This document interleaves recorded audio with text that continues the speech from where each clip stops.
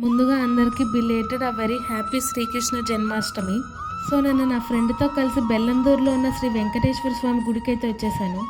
మన భారతీయ సంస్కృతిలో అత్యంత పవిత్రమైన పండుగలలో శ్రీకృష్ణ జన్మాష్టమి ఒకటి.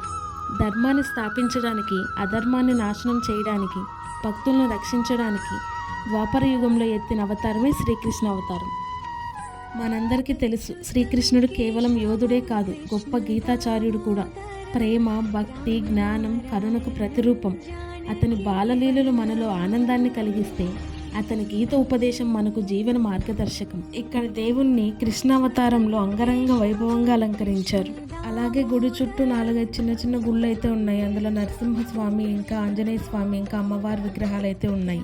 సో నేను శ్రీకృష్ణ జన్మాష్టమి ఇలా గుళ్ళో అయితే జరుపుకున్నాను. మీరు ఎక్కడికి వెళ్ళారు, ఎలా జరుపుకున్నారో కామెంట్ చేసేయండి. అలాగే కృష్ణుడి దీవెన మనకు ఎప్పుడు ఉండాలని కోరుకుంటున్నాను. వెళ్ళేటప్పుడు లైక్, షేర్ అండ్ సబ్స్క్రైబ్ చేసుకుని వెళ్ళచ్చు.